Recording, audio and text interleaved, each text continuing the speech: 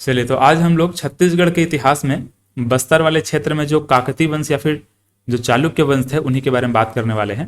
काकतीय वंश को ही चालुक्य वंश कहा जाता है और ये 1324 से लेकर के 1961 तक ये हमारे छत्तीसगढ़ में शासन करते हैं, मतलब कि बस्तर वाले क्षेत्र में शासन करते हैं इस प्रकार से ये वाले क्षेत्र में। और इसी बस्तर के इतिहास में मैं आपको बस्तर का छिंदक नागवंश पढ़ाया था, ठीक है। इससे पहले मतलब काकतीय वंश जब हम लोग देखते हैं तो काकतीय वंश से पहले बस्तर वाले क्षेत्र में छिंदक नागवंश है उनका शासन था। इधर बारसूर में मैं आपको समझाया था, जो बारसूर है वहां पर बस्तर का छिंदक नागवंश था। बारसूर वाले क्षेत्र में बहुत सारा जो मंदिर वगैरह है, बहुत सारी चीज़ों को वहाँ पर निर्माण भी करवाया गया था। ये सब चीज़ों को हम लोगों ने बस्तर के छिंदक नागवंश से पढ़ा हुआ है। इसी प्रकार से यहाँ पर कंवर्धा वाले क्षेत्र में हम लोगों ने जो कंवर्धा का फड़ी नागवंश है वो मैंने आपको समझाया हुआ था। छत्तीसगढ़ का ये वाला जो क्षेत्र है यहाँ पर मैं आप लोगों को कलचुरी वंश के बारे में बात किया था, ठीक है। कलचुरी वंश इस प्रकार से यहाँ पर शासन कर रहे हैं। तो बहुत सारी चीज़ें हम लोगों ने इस प्रकार से इससे पहले देखा हुआ है। तो यहाँ पर जो बस्तर का जो छिंदक नागवंश हम लोग पढ़ रहे थे, उसी छिंदक नागवंश का अंत करके ये काकतीय वंश या फिर जो चालुक्य वंश है उसकी स्थापना होती है। काकतीय वंश या फिर चालुक्य वंश से पहले किसका शासन था? बस्तर का छिंदक नागवंश का शासन था। और उसी का अंत करके बस्तर के छिंदक नागवंश में हम लोग हरिश्चंद्र देव देखें, मतलब अंतिम शासक देखते हैं। तो उसी अंतिम शासक का अंत करके यहाँ पर जो एक अन्नम देव अभी बात करने वाले हैं, काकतीय वंश के एक शासक, तो अन्नम देव यहाँ पर काकतीय वंश का स्थापना करते हैं, ठीक है, ये वाले क्षेत्र में ऐसे। तो ये इस प्रकार से पूरा इसका जो भी इतिहास वगैरह सबको समझने वाले हैं। लेकिन इससे पहले यहाँ पर जो ऐतिहासिक पृष्ठभूमि है उसको हम लोग देखेंगे, है ना। यहाँ पर देखो पूरा लिखा भी है, इसको आप चाहें तो पढ़ सकते हैं। लेकिन पहले यहाँ पर मैं आपको समझाऊंगा क्या क्या कैसे कैसे हुआ था, उसके बाद इसको आप लोग ध्यान से पढ़िएगा तो आपको पूरा समझ में आ जाएगा। देखिए, तो यहाँ पर काकतीय वंश की स्थापना से पहले, काकतीय वंश की स्थापना से पहले क्या क्या ऐसा हुआ था, क्या घटनाएं हुई थी जिसकी वजह से यहाँ पर छत्तीसगढ़ में काकतीय वंश की स्थापना हुई। देखो, एक तो पहले आपको यह समझना है कि काकतीय वंश जो है छत्तीसगढ़ में आने से पहले ये वाले क्षेत्र में, मतलब कि जो तेलंगाना वाला क्षेत्र है, तेलंगाना या फिर जो वारंगल वाला क्षेत्र है, वारंगल बोलो या फिर तेलंगाना बोलो, इस वाले क्षेत्र में ये लोग शासन कर रहे थे, ठीक है। मतलब जो काकतीय वंश है अभी यहाँ पर थे छत्तीसगढ़ में आने से पहले, ठीक। काकतीय बोलो या फिर इसी को चालुक्य बोलो, इस प्रकार से। और इस समय मैंने आपको क्या समझाया कि ये वाले क्षेत्र में, बस्तर वाले क्षेत्र में, है ना, यहां पर इस प्रकार से बस्तर का छिंदक नागवंश है।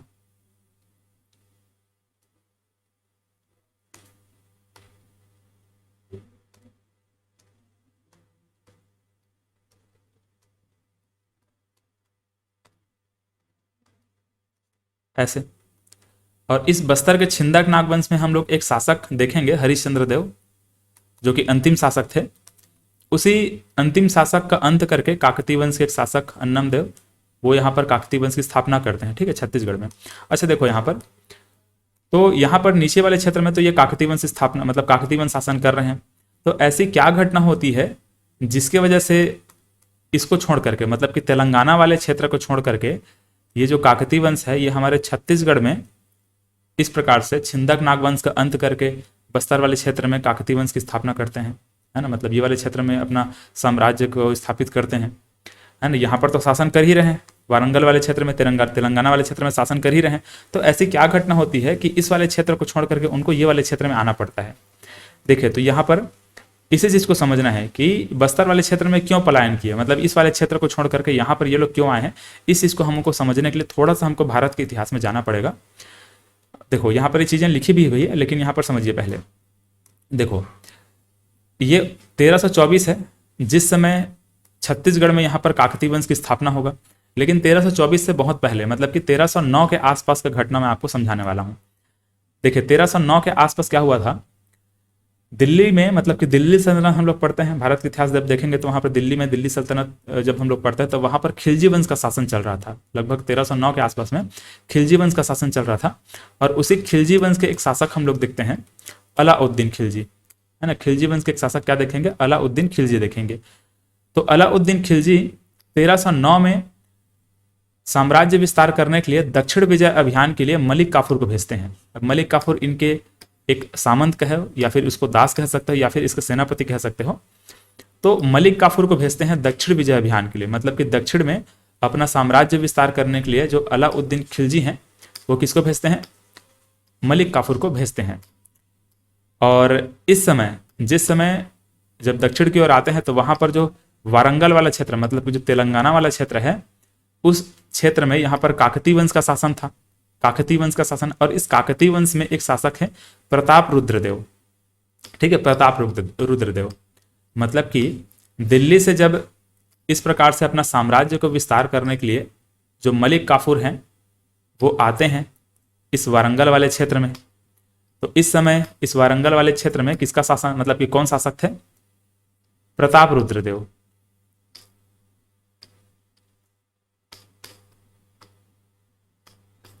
देखिए तो ये हम लोग अभी कौन सी घटना, मतलब कि कब की घटना देख रहे हैं, 1309 की घटना है, ठीक है। कौन आते हैं, मलिक काफूर आते हैं।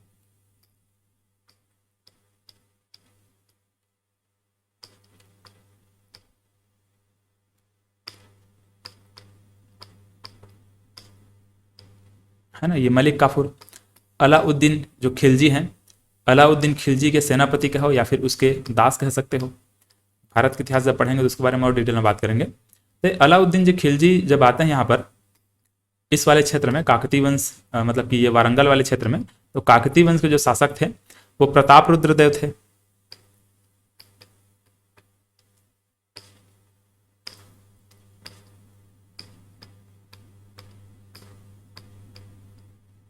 इस प्रकार से प्रताप रुद्रदेव। और जब मलिक काफूर आते हैं तो मलिक काफूर एक तो बहुत पराक्रमी था, मतलब कि पराक्रमी सेनापति कह सकते हो। और ये जो प्रताप रुद्रदेव हैं उतने सक्षम होते नहीं हैं कि मलिक काफूर का सामना करे, या फिर जो खिलजी वंश का है, मतलब अलाउद्दीन खिलजी का है, बहुत पराक्रमी शासक थे ना। तो अलाउद्दीन खिलजी वैसे भी अपना साम्राज्य बहुत सारे क्षेत्र में विस्तार अपने कर लिए थे। भारत में जब हम लोग पढ़ते हैं तो अलाउद्दीन खिलजी को हम लोग देखते हैं बहुत ज़्यादा पराक्रमी थे, बहुत सारे क्षेत्र में इन्होंने अपना साम्राज्य को विस्तार किया हुआ था।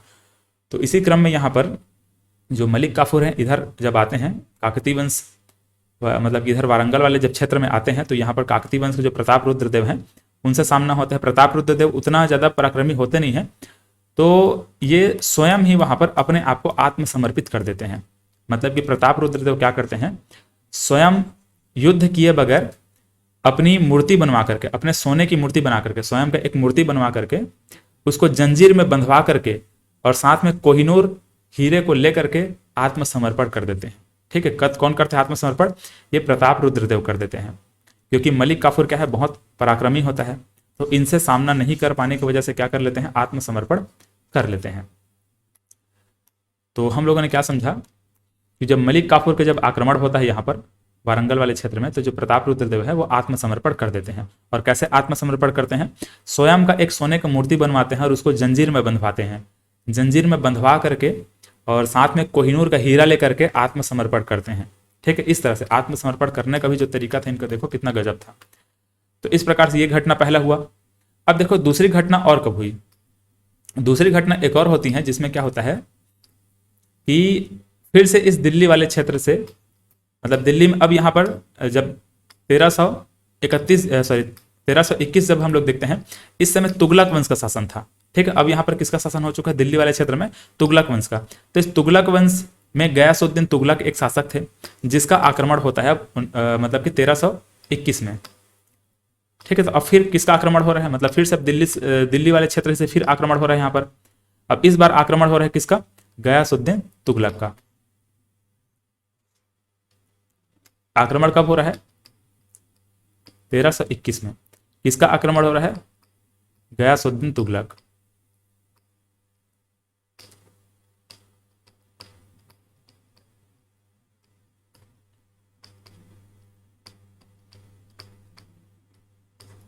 इस प्रकार से गयासुद्दीन तुगलक का आक्रमण हो रहा है। तो पहले तो किसका आक्रमण हुआ था, अलाउद्दीन खिलजी, मतलब कि खिलजी वंश का आक्रमण हुआ था, है ना। अलाउद्दीन खिलजी के जो मलिक काफूर हैं उनका आक्रमण हुआ था। और इस बार किसका आक्रमण हो रहा है, गयासुद्दीन तुगलक का आक्रमण हो रहा है। ठीक है, गयासुद्दीन तुगलक। अब जब गयासुद्दीन तुगलक का आक्रमण होता है, इस समय हम लोग देखते हैं कि ये वाले क्षेत्र में एक शासक हम लोग देखते हैं जिनका नाम था अन्नमदेव। तो अन्नमदेव अब इसी से परेशान हो जाते हैं कि बार बार यहाँ पर जो आक्रमण है वो हो रहा है दिल्ली सल्तनत, मतलब दिल्ली वाले क्षेत्र से बार बार यहाँ पर आक्रमण हो रहा है बोल करके ये जो अन्नम देव होंगे वो परेशान हो जाते हैं।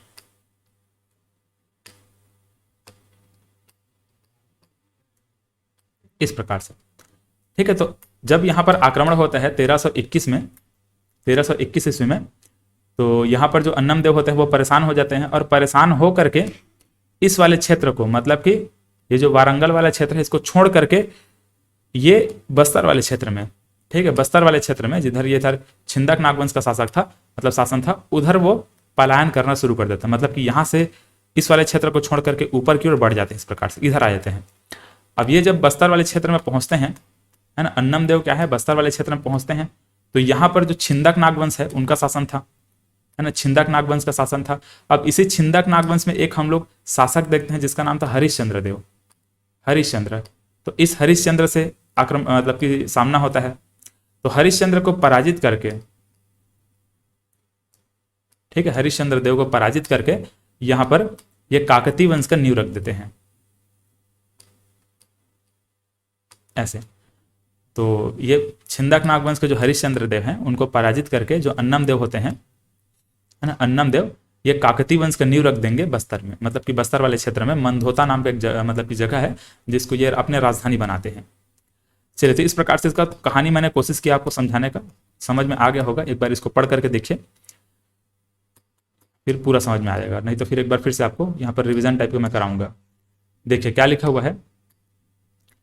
1309 ईस्वी में अलाउद्दीन खिलजी, मतलब कि दिल्ली सल्तनत में हम लोग पढ़ते हैं अलाउद्दीन खिलजी, तो वहां पर अलाउद्दीन खिलजी ने दक्षिण भारत, मतलब कि दक्षिण भारत विजय अभियान के दौरान मलिक काफूर को साम्राज्य विस्तार हेतु वारंगल भेजते हैं, मतलब कि तेलंगाना भेजते हैं। तभी यहाँ के काकती वंश के शासक प्रताप रुद्रदेव ने बिना युद्ध किए स्वयं की मूर्ति को सोने की जंजीर से बंधवाकर, है ना, सोने की जंजीर से बंधवा कर, फिर सोने की मूर्ति बनवाकर, इस प्रकार से इसको कह सकते हैं, या फिर आप ऐसे याद रखेंगे, सोने की जंजीर से बंधवा करके कोहिनूर हीरा के साथ आत्मसमर्पण कर देते हैं। ठीक है, तो कोहिनूर हीरा और साथ ही साथ यहाँ पर स्वयं को मूर्ति को इस प्रकार से जंजीर में बंधवा करके आत्मसमर्पण कर देते हैं। और दूसरी घटना क्या होती है कि अब यहाँ पर जब तुगलक वंश का शासन रहता है, मतलब कि दिल्ली वाले क्षेत्र में तुगलक वंश का जब शासन रहता है, तो वहां पर हम क्या देखते हैं, गयासुद्दीन तुगलक। देखो ये जब हम लोग दिल्ली सल्तनत के बारे में बात करेंगे तो वहां पर हम लोग पढ़ते हैं कि गुल खिले तो तुगलक सैयद लोधी, इस प्रकार से हम लोग उसका ट्रिक बना करके आपको मैं समझाऊंगा कि गुलाम वंश, खिलजी वंश, तुगलक वंश, इस प्रकार से उसका क्रम मैं आपको समझाते हुए जाऊंगा। तो ये जो गयासुद्दीन तुगलक हैं वो 1321 में इस क्षेत्र में आक्रमण करते हैं, मतलब कि काकती वंश वाला जो क्षेत्र है, वारंगल वाला क्षेत्र है, वहां पर फिर से आक्रमण होता है। किसका? ये गयासुद्दीन तुगलक का 1321 ईस्वी में आक्रमण होता है। तो इस समय जो जो काकती वंश है उसका सत्ता बहुत कमजोर हो जाता है, इसकी सत्ता बहुत कमजोर हो जाती है। वारंगल वाले क्षेत्र में जो काकती वंश है उसकी सत्ता क्या हो जाएगी, बहुत कमजोर हो जाती है।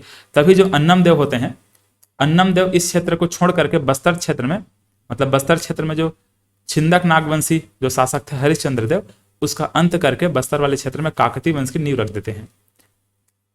ठीक है, तो ये घटना इस प्रकार से यहां पर होता है। चलिए, तो आपको ये समझ में आ गया होगा। तो दो घटनाएं हुई, एक तो 1309 में और दूसरा यहाँ पर 1321 में। दोनों घटनाओं से परेशान होकर के यहाँ पर जो अन्नम देव है, मतलब कि दूसरा वाला जो घटना यहाँ पर जो होता है 1321 में, इस घटना से परेशान होकर के अन्नम देव क्या कर देते हैं, इस वाले क्षेत्र को छोड़ेंगे और छोड़ करके कहाँ चले जाएंगे, वो बस्तर वाले क्षेत्र में पलायन कर जाएंगे। ठीक है, बस्तर वाले क्षेत्र में जा करके यहाँ पर जो हरिश्चंद्र देव हैं इसको पराजित करते हैं, हरिश्चंद्र देव को पराजित करते हैं और वहां पर बस्तर वाले क्षेत्र में काकती वंश का नींव रख देंगे। ठीक है, और कहाँ पे रखेंगे, मंदोता। ठीक है, मंदोता में काकती वंश का नींव रखेंगे।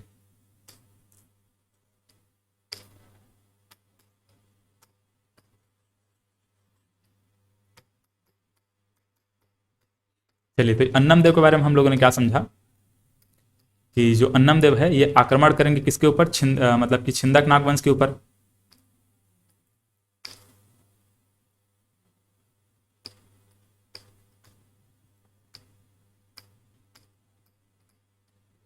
हरिश्चंद्र देव पर आक्रमण कर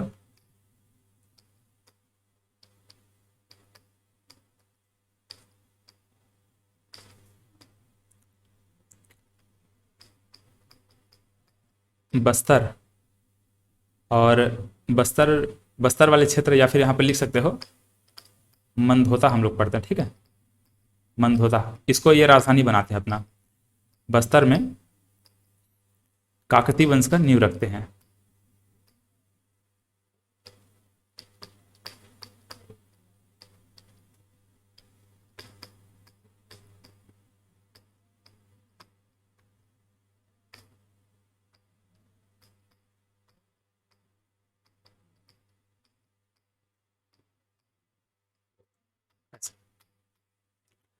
चलिए, तो इस प्रकार से ये घटनाएं हुई।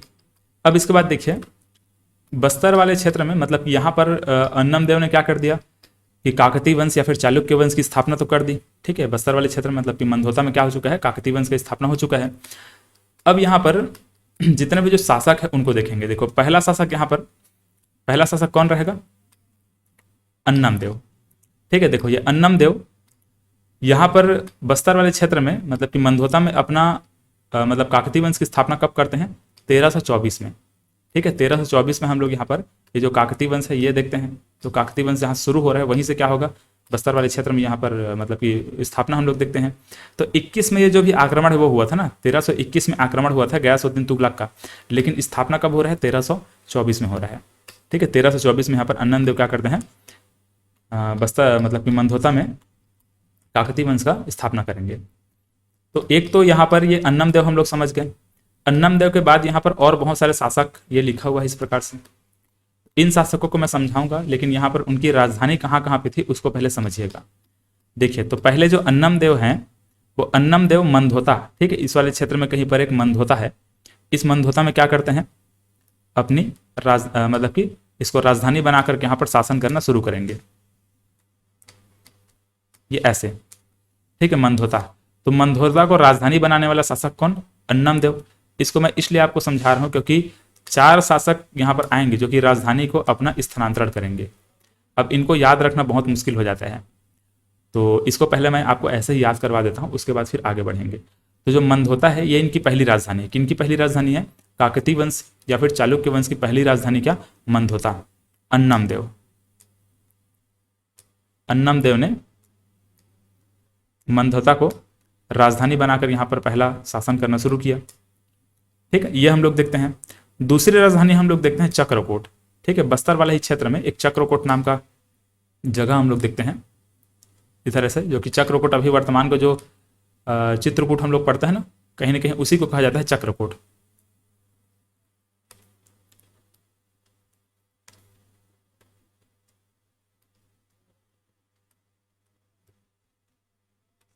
ऐसे चक्रकोट।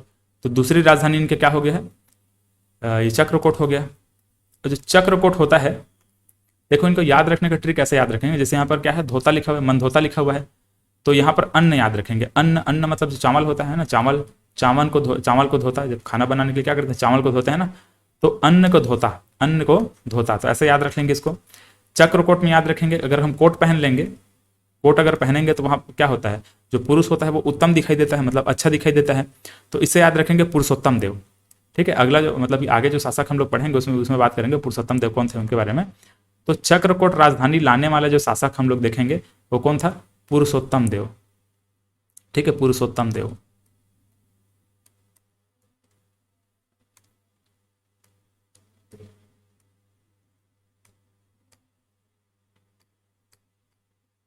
ठीक है, ये पुरुषोत्तम देव क्या करते हैं, अपनी राजधानी मंदहोता से उठाकर कहाँ ले आते हैं, मतलब मंदहोता से स्थानांतरित कर कहाँ ले आते हैं, चक्रकोट ले आते हैं। तो इनका पहला राजधानी हम लोगों ने क्या देखा, पहली इनकी राजधानी थी क्या, मंदहोता। दूसरी राजधानी बन गया क्या, चक्रकोट, ठीक, पहली राजधानी ये, दूसरी राजधानी ये हम लोग देखते हैं ऐसे। अब तीसरी राजधानी बनेगा यहां पर बस्तर, ऐसे तीसरी राजधानी क्या, बस्तर। और चौथी राजधानी यहां पर हम लोग जगदलपुर देखते हैं, इस वाले क्षेत्र में, ठीक है, ऐसे जगदलपुर। तो तीसरी राजधानी जो बना है वो क्या है, बस्तर है, ठीक है, ऐसे बस्तर देते हैं तीसरी राजधानी। और बस्तर को राजधानी बनाने वाले जो शासक थे वो दिक्पाल देव थे।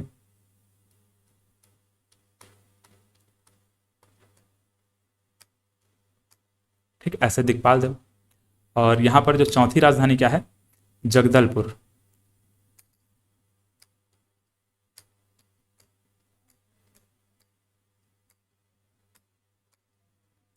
ठीक है, और जगदलपुर को राजधानी बनाने वाले जो शासक थे वो दलपत देव थे।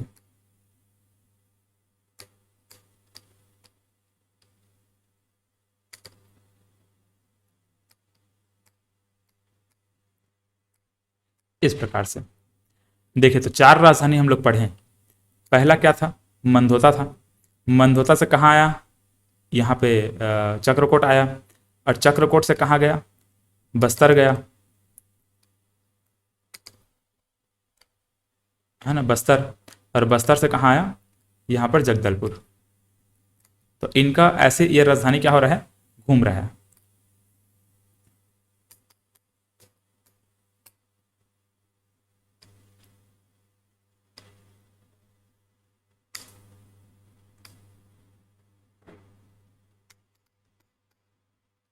चलिए तो इसके बारे में और आगे हम लोग बात करेंगे। पहले यहाँ पर देखिए जो भी शासक यहाँ लिखा हुआ है ना, इस शासकों को हम तीन कैटेगरी में डिवाइड कर दिए हैं। ठीक है, एक तो स्वतंत्र शासक, यहाँ पर ध्यान से देखेंगे, एक क्या है, स्वतंत्र शासक है। दूसरा है मराठाधीन और आंग्ल मराठाधीन शासक, और तीसरा यहाँ पर ब्रिटिश कालीन शासक। इस प्रकार से तीन भागों में हम लोगों ने क्या कर दिया है, इन शासकों को बांट दिया हुआ है। और इन तीन शासकों में आप देखेंगे जितने भी शासक अभी जो राजधानी बनाने वाले जो शासक हैं, जैसे कि अन्नम देव हम लोगों ने समझा कि मनधोता, धौता से याद रखेंगे अन्नधोता। पुरुषोत्तम देव, चक्रकोट, कोट पहनने से क्या होता है, पुरुष उत्तम दिखाई देता है ना, पुरुषोत्तम क्या, पुरुष उत्तम दिखाई देता है कोट पहनने से।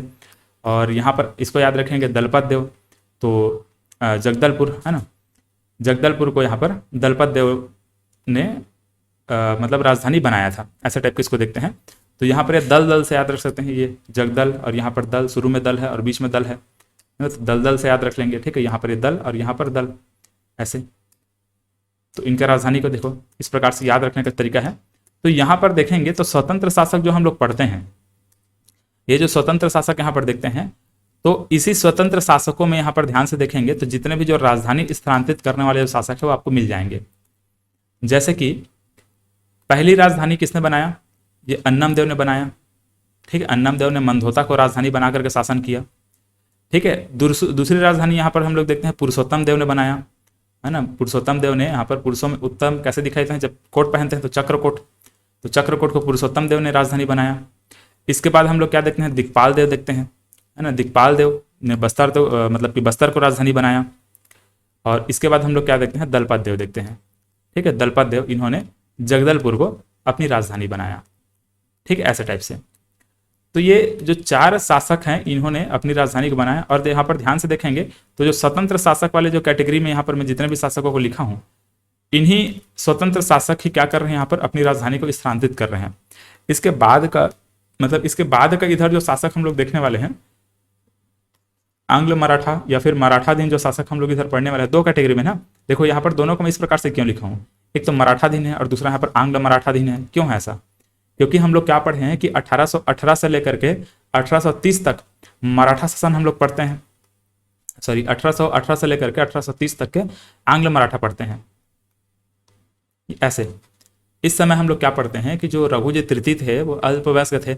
अल्पवयस्क होने की वजह से मराठा जो साम्राज्य है वह अंग्रेजों के अधीन था। ठीक है, मतलब अंग्रेज इस समय शासन कर, मतलब कि जो मराठा हैं अंग्रेजों के अधीन है। ठीक है, अंग्रेजों के अधीन रह करके मराठा वहां पर शासन कर रहे हैं, आप ऐसे कह सकते हो। तो इसी वजह से यहाँ पर आंग्ल मराठाधीन लिखा हुआ है। ठीक है, मराठाओं का भी यहाँ पर था और अंग्रेजों का भी था, इसलिए आंग्ल मराठा लिखा हुआ है। तो कुछ समय तक आंग्ल मराठा देखते हैं, जैसे कि यहाँ पर देखो 1818 यहाँ पर है, 1842 है, तो इसी के बीच में कहीं पर आएगा, मतलब कि 1818 से लेकर के 1830 तक का आएगा ऐसे ये समय। तो ये आंग्ल मराठा वगैरह हम लोग देखते हैं। चलिए, तो ऐसे इस टाइप से कुछ है। उसके बाद पुनः मराठा हम लोग देखते हैं, 1830 से लेकर 1853 के आसपास तक पुनः मराठा शासन होता है। फिर यहाँ पर ब्रिटिश कालीन शुरू हो जाता है। ब्रिटिश काल हम लोग देखते हैं 1854 के आसपास हमारे छत्तीसगढ़ में ब्रिटिश शासन शुरू हो जाता है। तो ब्रिटिश कालीन जो हम लोग जो शासन देखते हैं, तो इसमें यहाँ पर हम 1853, 1754 के आसपास यहाँ पर इधर बस्तर के जो भी शासक हैं उनको देखते हैं। तो बस्तर के शासकों को हम लोगों ने मतलब कि यहाँ पर जो काकतीय वंश है या जो चालुक्य वंश है उसको हम लोगों ने 3 भागों में बांटा हुआ है। एक तो स्वतंत्र शासक रहेंगे उनको बांटा हुआ है, एक तो मराठों के अधीन आ जाएंगे और उसके बाद फिर अंग्रेजों के अधीन आ जाएंगे, मतलब कि आंग्ल मराठा अधीन आ जाएंगे, उसको हम लोग एक भाग में बांट दिया हुआ है। और एक प्योर अंग्रेजों के अधीन रहेंगे उसको हम लोगों ने एक अलग भाग में बांटा हुआ है। ठीक है, ब्रिटिश कालीन जिसको यहाँ पर लिखा गया है। चलो, तो ये वाले सेक्शन में एक तो मराठाधीन भी था, मतलब कुछ समय तक मराठों का अधीन था और कुछ समय तक फिर अंग्रेज और मराठा दोनों के अधीन था। इस प्रकार से ऐसा टाइप का ही है। ठीक है, आगे एक एक करके देखते हुए जाएंगे तब वहां पर क्लियर हो पाएगा। देखिए, तो यह मैं आपको ये समझाना चाहता था कि इनका जो राजधानी जो परिवर्तित हो रहा है, राजधानी यहाँ से वहाँ जो हो रहा है, तो ये जो राजधानी परिवर्तन है वो जितने भी जो स्वतंत्र शासक यहाँ पर देख रहे थे, इन्हीं स्वतंत्र शासकों के समय ही राजधानी वगैरह का परिवर्तन हो चुका है। तो इधर अब जो भी शासक हम लोग देखेंगे इनसे राजधानी का कोई लेना देना नहीं है। जगदलपुर इनका राजधानी जब हो जाता है लास्ट में, चौथी राजधानी यहाँ पर जगदलपुर जब बन जाता है, तो अब जगदलपुर में ही रह करके जितने भी यहाँ पर जो शासक हम लोग पढ़ने वाले हैं, दरियादेव, महिपाल देव, भूपाल देव, ये सभी क्या करेंगे, जगदलपुर में ही रह करके शासन करेंगे। ठीक है, ऐसा टाइप का कुछ ये है। अब यहाँ पर देखिए, जितने भी जो स्वतंत्र शासक हैं उनके नाम हमको पहले याद रखना है और यहाँ पर इन शासकों के नाम का क्रम पूछा जाता है और इसका क्वेश्चन भी हम लोग यहाँ पर देखने वाले हैं। ठीक है, आगे यहाँ पर क्वेश्चन के बारे में बात करेंगे। देखिए, जैसे यहाँ पर ये 2 क्वेश्चन दिया हुआ है, इसको लास्ट में आप लोग बनाइएगा जब हम लोग उसको देख लेंगे उसके बाद। तो इसमें क्या बोला जा रहा है, काकतीय राजवंश के निम्नलिखित शासकों को शासन काल के सही क्रम में जमाइए। ठीक है, यहाँ पर इस प्रकार से पुरुषोत्तम देव है, प्रताप राज देव है, भैरव देव है, नरसिंह देव है।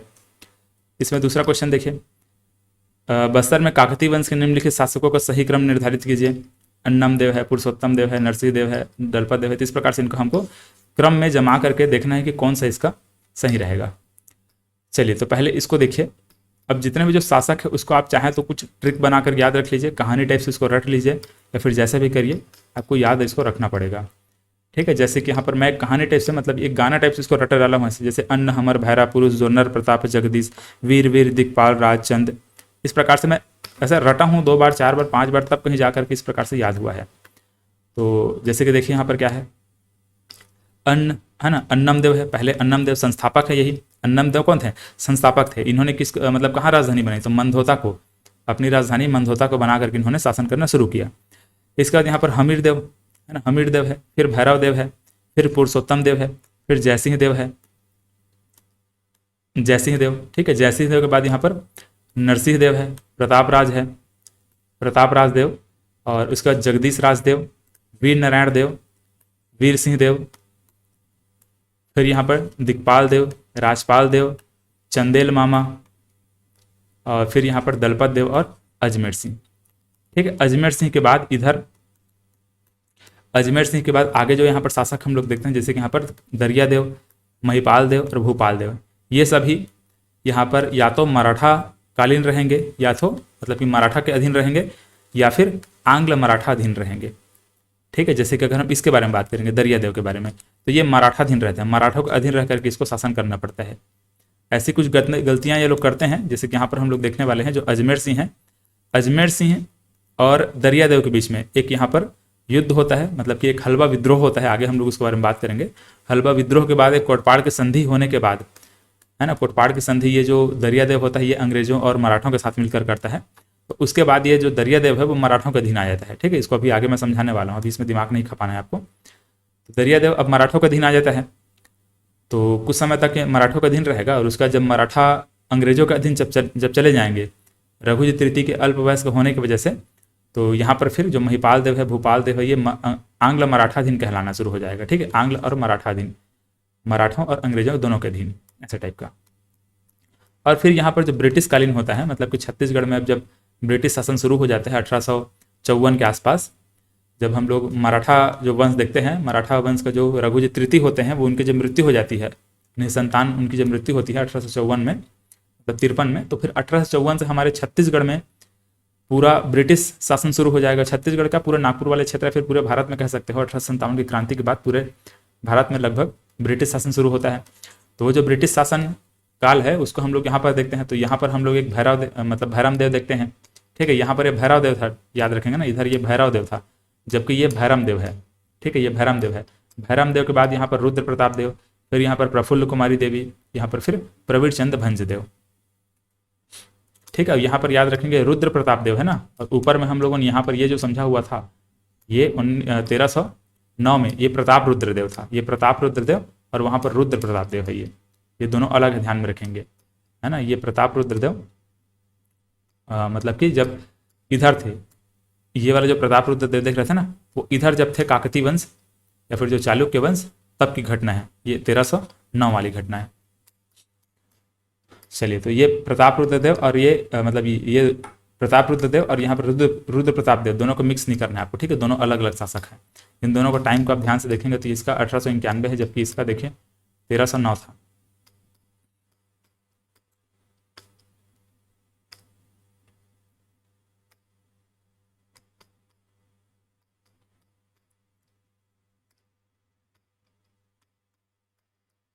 चलिए, तो इस प्रकार से हम लोगों ने यहाँ पर जो शासक है उसका नाम यहाँ पर हम लोगों ने देखा। इसको याद करने के लिए आप कैसे याद रखेंगे, ये अन्न हमें हमारे जैसे कि अब इसको मैं बोल कर आपको दिखाता हूँ, उससे आप चाहें तो रिलेट करके याद रख लेंगे। तो अन्न हमीर भैरा पुरुष, और ये जैसे याद रखेंगे जो नर प्रताप जगदीश। ठीक है, अन्न हमर भैरा पुरुष जो नर प्रताप जगदीश, वीर वीर दिक्पाल राज है ना, वीर वीर दिक्पाल राज, चंद दलपत और अजमेर, ऐसे। ठीक है, तो अन्न हमर भैरा पुरुष, ठीक है, अन्न हमर भैरा पुरुष जो नर प्रताप जगदीश, वीर वीर दिक्पाल राज, चंद दलपत और अजमेर। ठीक, ऐसे टाइप से इसको आप लोग 2-4 बार रटेंगे तब कहीं जाकर के याद हो पाएगा। ठीक है, तो ऐसा ये हम लोगों ने इसको समझा।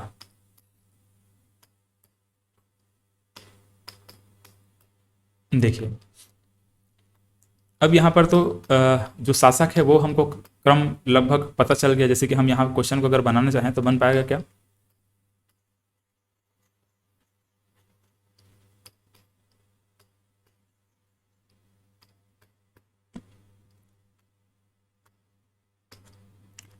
देखिए, तो हम लोगों ने क्या समझा है, अन्न हमर भैरा पुरुष, ऐसे हम लोग देखें तो अन्न है क्या, अन्न हमर, हमर से कुछ है क्या, भैरा है क्या, भैरव है। देखो, तो अन्न हमर भैरा पुरुष में भैरव यहाँ पर मिल चुका है, तो ये पहले आ जाएगा। पुरुष है ना, अन्न हमर भैरा पुरुष, तो ये पुरुष आ रहा है, मतलब ये दूसरा नंबर पे आ जाएगा। तो अन्न हमर भैरा पुरुष मतलब कि दूसरा पहले रहेगा, फिर क्या रहेगा, मतलब ये है और इसका फिर ये है। तो अन्न हमर भैरा पुरुष जो नर प्रताप, तो नर ये पहले आएगा है ना, जो नर प्रताप, ऐसे हम लोग देखते हैं ना, और प्रताप बाद में आएगा, मतलब कि तीसरे नंबर पे आएगा और ये चौथे नंबर पे आएगा।